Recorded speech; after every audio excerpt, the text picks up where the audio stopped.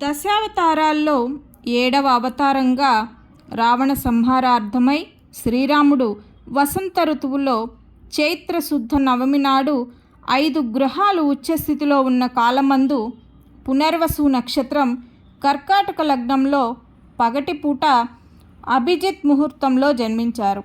శ్రీరాముడికి వశిష్ఠుల వారే పేరు పెట్టారు. రామ అంటే అనేక అర్థాలున్నాయి. రమంతే యోగినో యత్ర రామ. యోగీశ్వరులు ఏ భగవంతుని యందు ఆస్వాదన చెందుతారో అతనే రాముడు. రాక్షస ఏన మరణం యాంతి. ఎవరిచే రాక్షసులు మరణించెదరో అతడే రాముడు. రాముడు సూర్యవంశంలో జన్మించారు. ఈ వంశానికి చెందిన ప్రముఖ రాజులు దిలీపుడు, రఘుమహారాజు. రఘుమహారాజు ఖచ్చితంగా మాట మీద నిలబడేవాడిగా ప్రసిద్ధి చెందాడు. శ్రీరాముడు కూడా ఆయన అడుగుజాడల్లో నడిచాడు. అందువల్లనే రాముడు రఘురాముడు, రఘుపతి, రఘునాథుడు అయ్యాడు. ఎంతో మధురమైన తారక మంత్రం రామ.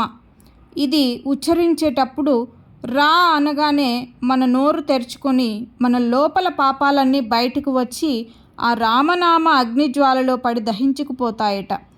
అలాగే మా అనే అక్షరం ఉచ్చరించినప్పుడు నోరు మూసుకుపోతుంది కనుక బయట మనకు కనిపించే ఆ పాపాలు ఏవి మనలోకి ప్రవేశించలేవట.